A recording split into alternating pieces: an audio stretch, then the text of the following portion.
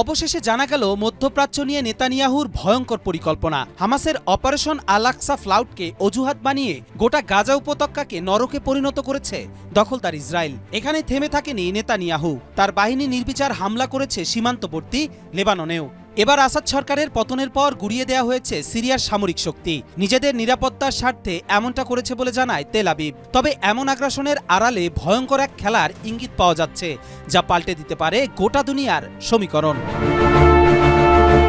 আসাদ সরকারের পতনের পর ইসরায়েলি বাহিনী কর্তৃক সিরিয়ার গোলান মালভূমি দখল ও সামরিক অবকাঠামোর উপর নির্বিচার হামলা চালালেও এমনটা এটি প্রথম। 2013 সাল থেকে হিজবুল্লাহ ও ইরানের সামরিক কার্যক্রম ও অবকাঠামোতে হামলার অজুহাতে সিরিয়ায় নিয়মিত হামলা চালিয়ে আসছে ইসরায়েল। বিশ্লেষকরা মনে করছেন, এ ধরনের হামলার মাধ্যমে প্রতিবেশী দেশগুলোতে নিজেদের হিংস্র আগ্রাসনকে স্বাভাবিক বিষয়ে পরিণত করেছে তেল আবিব, আর অজুহাত হিসেবে আত্মরক্ষাকে ঢাল হিসেবে ব্যবহার করছে ইহুদিবাদী রাষ্ট্রটি। ইসরায়েলি প্রধানমন্ত্রী বেনিয়ামিন নেতানিয়াহু দাবি করছেন, হামাস, ইরান ও হিজবুল্লাহর উপর ইসরায়েলি আক্রমণের কারণেই আসাদ সরকারের পতন হয়েছে।